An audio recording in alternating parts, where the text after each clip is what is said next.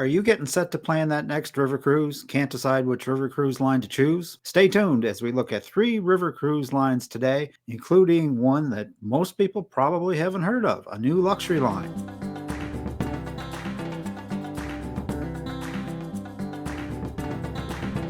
My special guest today is Christy Fitzharris, owner and expert travel advisor with Wheels Up Travel Company. Christy makes her home in Texas, and her team of expert travel advisors have enjoyed meeting the needs of their clients in Texas, Washington State, and across the country since 2022.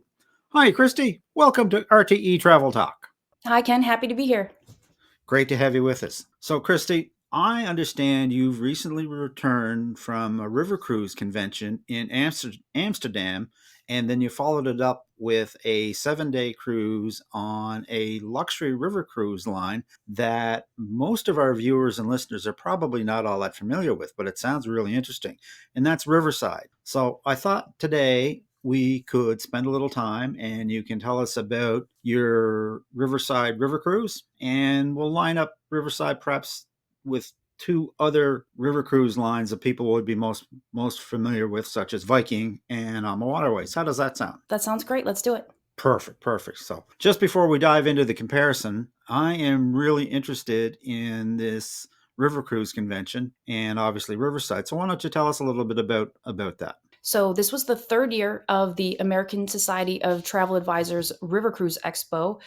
They've held it in Budapest for 2 years. I attended one of those, and now this year it was in Amsterdam. What they do is they bring together all of the major river cruise lines and give travel advisors an opportunity to explore each of them. This year there were 12 different ships from 9 different lines, but it gave us as travel advisors the opportunity to explore and view each of the ships, talk to the executives from each line and the sales teams. And then the most exciting part is we got to dine on and experience the service of each of the ships. While we were there, we spent 4 nights on the Tauk MS Joy ship, and then following the expo, we sailed with Riverside. Oh, fantastic. What a great way to experience a bunch of river cruise lines in a short period of time. Absolutely. Tell me about the Riverside River Cruises. So with Riverside, we sailed from Amsterdam to 2 ports in Germany, Duisburg and Cologne. And then we moved on to Nijmegen, Maastricht, Antwerp, and Brussels. And it was just a wonderful experience. I had never sailed in that part of Europe. It was just wonderful to explore each of the towns. The excursions were fantastic. And then, of course, Riverside along the way hosted wonderful events on board. Super. That's a really different itinerary. Yes. All right. So why don't we take a look at the 3 river cruise lines together? What made you decide to choose Riverside? And let's do some Q&A on the ships. Okay, sure. I chose Riverside to sail with because they're kind of the new kid on the block. They were founded in 2022 when Crystal's parent company, Genting, went out of business, and a German hotel collection purchased their ships. Okay. This hotel collection had been trying to get into the river cruise business for years, but because the industry was booming, they couldn't find space in a shipyard to have ships built. And so they jumped at this opportunity. So they bought the Crystal ships. They did. They bought 5 of them, and 3 are currently in operation. 2 are being chartered at the moment. Oh, fantastic, because the Crystal ships are beautiful. They're stunning. Riverside advertises itself as luxury. Is this accurate in your opinion? 100%. Yes. Riverside is luxury, and they set themselves apart really in 2 ways. You have a dedicated butler for each cabin, regardless of the category that you're in. And the butlers are really fantastic. And then they also focus an enormous amount of their budget on cuisine. They are one of the few river cruise lines that actually serves champagne as their house bubbles. The other 2 lines that we'll talk about today serve a German sect. And then also the quality of the food, the presentation, and just the way that it is served, the style in which it's served is 100% luxury. Wow. So how would you categorize the other 2 lines in comparison? This may be a controversial way to compare them, but I think for first-time river cruises and people who come from ocean cruising, it's a fair analogy. So Viking will be your Royal Caribbean. You can put anybody on one of those ships and they will have an okay time. There's something for everybody there, and you're not going to pay for anything that you don't want. With AmaWaterways, I would compare it more to a Windstar. The service is warm and friendly. There's much more included, and there are fewer people on board. And then, of course, Riverside compares to Crystal, Regent, with the inclusions and the quality of food. So if we're to put that in cruise line speak, Viking would be your contemporary, AmaWaterways would be more of a premium line, and then stepping Absolutely. up to Riverside, that's luxury. 100%. And, the quality of experience aboard any river ship is going to be higher than most ocean cruise lines. And so when I compare it to Royal Caribbean, no, you're not having the same quality or kind of experience that you would have on Royal. Oh, exactly. And there's not a lot of rock climbing walls on river ships. No, nothing like that. No. Now, the other thing when I was looking over the fact sheet about Riverside is they seem to have a really great crew ratio, 2 crew for every 4 guests. Yes, it's That's wonderful. actually quite amazing. How does that compare, for example, with AmaWaterways and Viking? Probably comes down to So the amount of people on board the ships. absolutely. So Viking will put 190 passengers on each of their ships. Yep. AmaWaterways 156 and Riverside just 106. And they do maintain a similar number of crew on board. And so, of course, the ratio gets better as you move, from Viking to Ama to Riverside. Yeah. And what they do with that extra space goes a long way towards increasing cabin sizes and adding amenities on board. So let's talk about the cabin sizes. Sure. Across the board, Riverside's cabins are about 15% larger than the other 2 cabins. And I'm comparing mid-range cabins here. When you get into the suites, Riverside suites are double in size AmaWaterways and Viking. And so there's a lot of room to spread out. They also have 2 cabins on each ship that will accommodate 5 guests. And so if you're a small family traveling together, you have a wonderful space for that on Riverside. That's a really great option because most river cruise lines, their cabins are 2 passenger only. Mm-hmm. So if you want to bring a multi-generational family, you're booking two staterooms. So absolutely. That can make a big difference. In terms of stateroom size, again, I was looking at the fact sheet, and in terms of square feet, it looks like Riverside runs anywhere from a low of 180 square feet, which is a great size for the smallest cabins, 180 square feet, all the way up to 882, and that must be that 5 guest capacity room that you just mentioned, versus Ama and Viking. Viking's smallest room is 135 square feet, and Ama's 160, and they go up from there. What about the dining options on board? How do you rate them? All of the dining is wonderful across each of the cruise lines. And of course, it's very subjective. On Viking, you'll have more standard fare. It is for the 60 plus 70-year-old guest. It does the job 100%. AmaWaterways has been invited into an international culinary society based on the quality of their cuisine. And they also have a chef's table experience that you can enjoy 1 night per sailing. It's complimentary. It's just for about 20 guests, and you'll go in and be served, I believe it's 9 courses throughout the evening with wine pairings, and it's fantastic. Riverside does an unbelievable job. I can't stress it enough with their cuisine. And they have 4 dining venues if you want to count room service, because it is included. They have 4 dining venues on board. So they'll have the room service, of course. They have the main dining room. They have a bistro where all day long you can get light bites or things from the room service menu. Or on select evenings, it turns into a bistro where they serve tapas. There was also one additional dining experience that we had the pleasure of enjoying, which is their vintage room. It is a small room set aside for 10 guests, and it is the only thing besides the spa that you'll have to spend money on once you're on board Riverside. So for a small fee, you can enjoy the vintage room with 10 other guests, and really the highlight there, because the food across the entire ship is already so exceptional, the big highlight there is the wines. We enjoyed Dom, we enjoyed Ruinart, we enjoyed and so many other. I'm a champagne person, and so those are the names that I remember, but the wines we were served were also out of this world. And I think when I sat down, there were 7 wine glasses in front of me, and we used them all.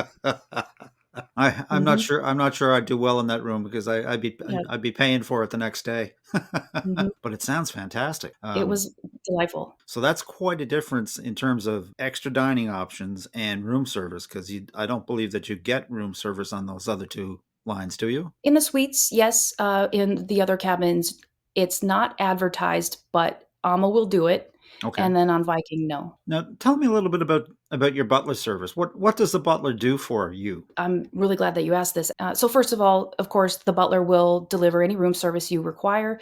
He'll help you set up spa appointments. If you'd like to dine in the vintage room, he'll arrange that for you also. But so one night, as we were heading to dinner, we were informed that there was a mechanical issue with the window in our cabin, that Right. it would not close all the way. And so the captain asked if we would switch rooms. And they said, no problem, don't worry about it. The butler will move everything from your room. And I wasn't traveling with my husband, I was traveling with a work colleague, and I was a little bit nervous that our stuff would be mixed up, and because, it was spread out all over the room and unpacked already. We were 2 days into the sailing. Yeah. When we completed dinner, we went to the new room, and every single item was put in exactly the same place that it had been in the old room. And they accomplished all of this inside of about an hour and a half. It was spectacular. Wow. So one thing that's a big part of a river cruise are the excursions that are available along the way. Let's talk about the quality and quantity of excursions that are available on these lines. Viking, of course, as you know, includes one excursion per port, and then Right. there are additional that you can pay for at an average of $150 per person. There's, Right. of course, some lower and some higher. AmaWaterways will include all of your excursions, and then Riverside will include all of your excursions, but there may be one or two per sailing that are extra special and an additional charge. I really find that the excursion experience across all three is quite similar, but one thing that I want to just point out about AmaWaterways that they do and Viking is that they'll separate the group by walking ability. Riverside doesn't do that yet because their passengers tend to be a bit younger. And so I think they think that everybody can keep up at the same Right. pace. So yes, that does make that can make a difference because the average age on river cruise, depending on the line, tends to be basically 55 up. So and a lot of people do have issues. I suspect as the years go on, they're probably going to come up with two sets of excursions. I would think. I think so too. And Yeah. you do have a range with Alma and Riverside of more active versus standard walking tour excursions. Yeah. But Riverside is not separating them by ability group yet. So the biggest thing when it comes to lining these three up, Christy, is what's included. If we're going to rank them, how do they measure up on basically when I get to the end of the river cruise? Am I going to have a bill? How does that work? So with Viking, you're not going to pay for anything that you don't want. The rate covers your cruise, and then you can add additional excursions beyond the one that is included, or a silver spirits package if you want to have unlimited beverages while you're sailing. With AmaWaterways, they do have a cocktail hour, so you can get 1 hour's worth of complimentary cocktails before dinner every evening. All excursions are included, and then everything else is a la carte as you go. With Riverside, it is truly all inclusive. Gratuities, tips are not expected at the end of your sailing. You will not have a bill for anything unless you go to the vintage room or the spa. All excursions are included, all beverages are included, and they have fantastic high quality beverages on board, and room services included. And at the end of the sailing, unless you've been to the spa or the vintage room, you won't have a bill with Riverside. One of the things that I noticed about Riverside when I was looking over the fact sheet in terms of everything included, as you mentioned, AmaWaterways and Viking does not include gratuities as part of the package. That's over and above. Occasionally, AmaWaterways will include prepaid gratuities as part of a promotion, and I think maybe Viking may do it sometimes as well. But one of the things that they don't include that I've seen is that yes, they'll cover the gratuities on board for the staff on AmaWaterways or on Viking. They're never going to include the gratuities for the people on shore, such as your guide or your bus driver.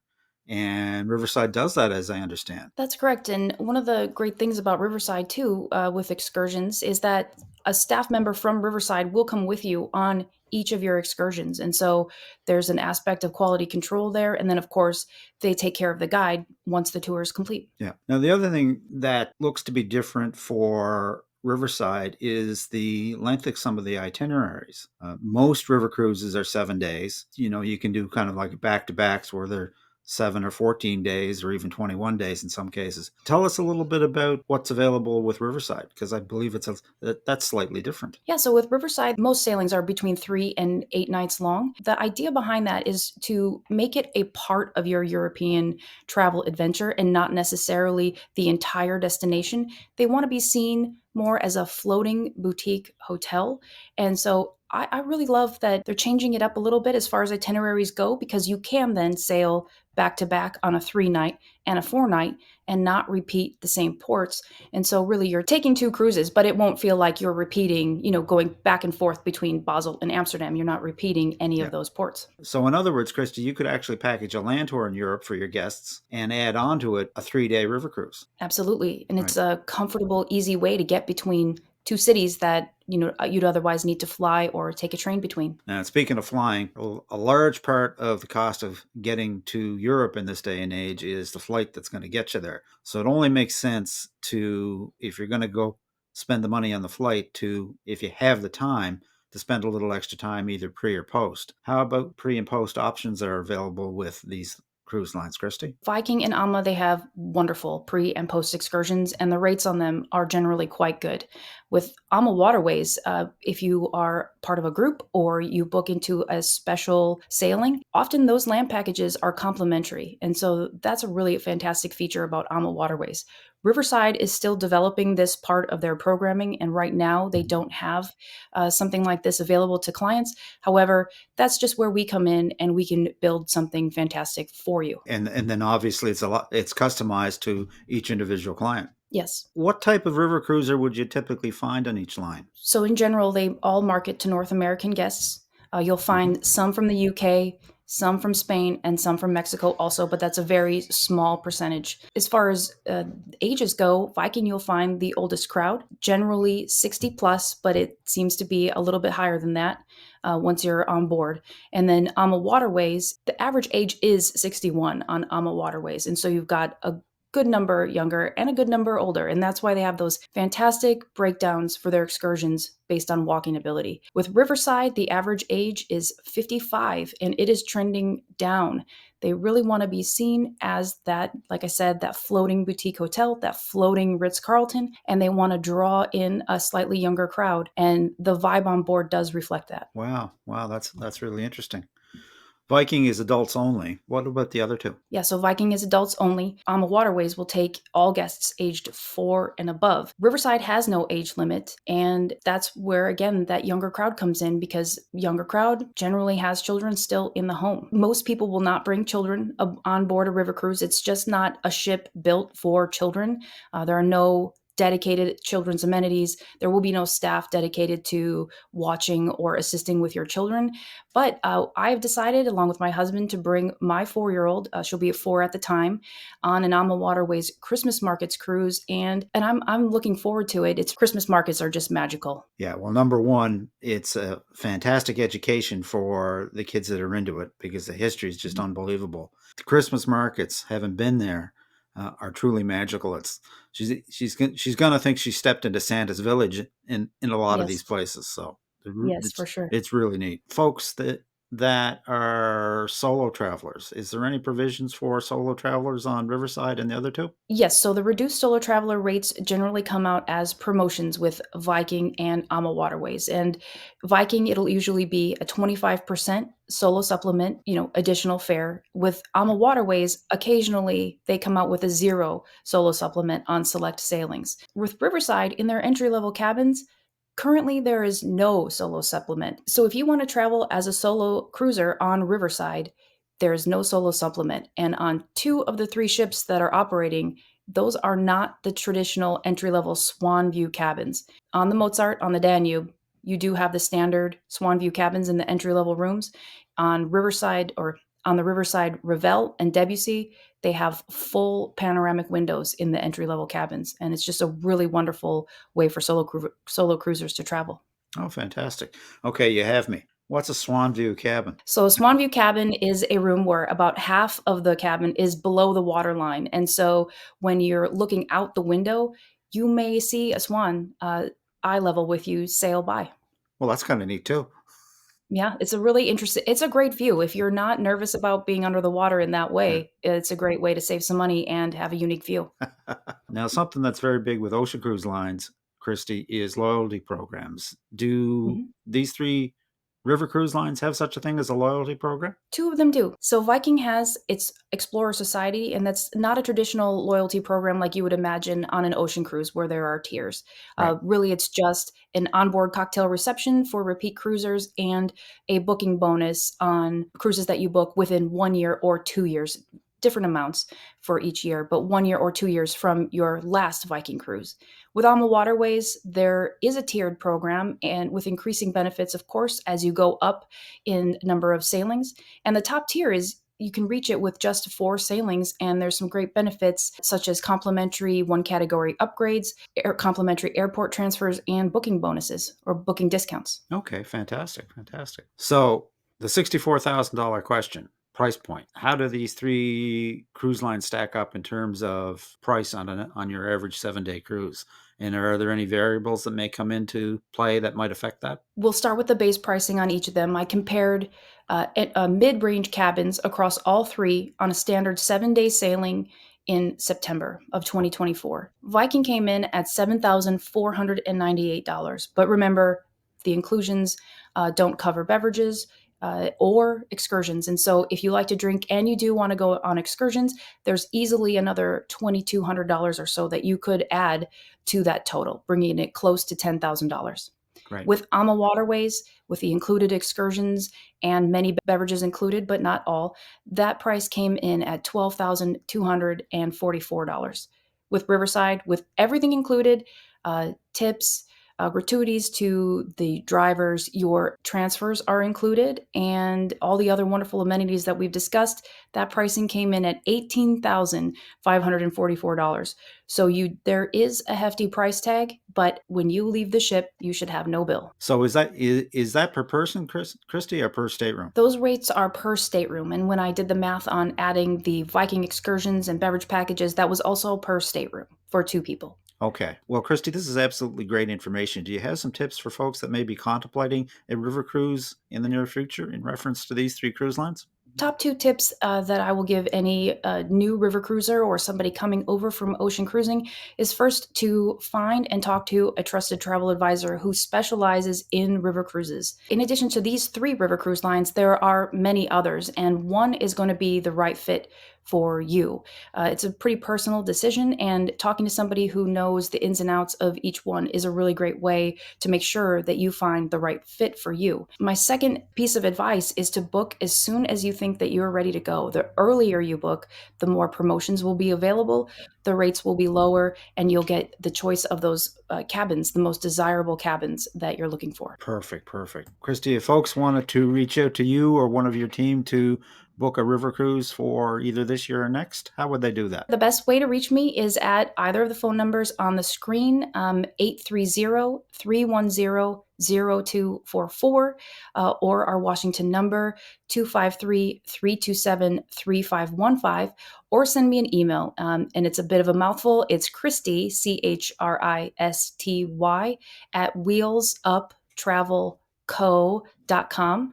And then if you email me, I'll send you a link to our calendar, and this will give you the opportunity to schedule a time to talk with us so that the 15 to 30 minutes that you've reserved on our calendar is dedicated to you and matching you with the river cruise line that suits you best.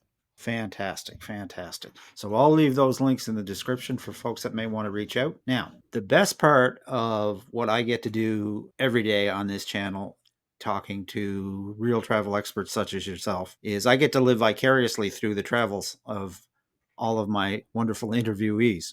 So I have to know, where are you off to next? What's next on your travel to-do list, Christy? We have a wonderful remainder of this year planned. We're going in June to Disney World. In July, we'll be sailing the Celebrity Edge to Alaska from Seattle. In September, we're going to Baja Mar in the Bahamas.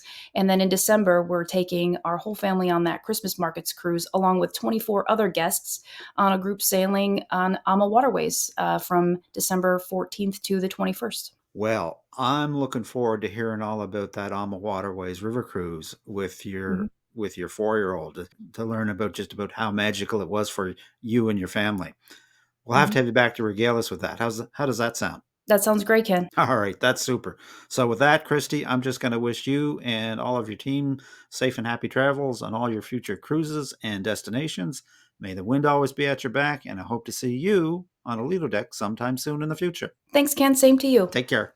Bye-bye. And that about wraps it up for today, folks. A very special thanks to my guest, Christy Fitzharris of Wheels Up Travel Company. If you'd like to reach out to Christy about a possible river cruise or another vacation, I will leave her contact information in the description. If you'd like to reach out to us with a suggestion for a future interview or a question, you can simply send a question to questions@realtravelexperts.com, visit our website, realtravelexperts.com, or simply leave a comment. We always respond. And as always, folks, if you enjoy this content, a like, share, subscribe, and a ring of the bell is certainly appreciated and helps us to spread the word. So until next time, happy travels.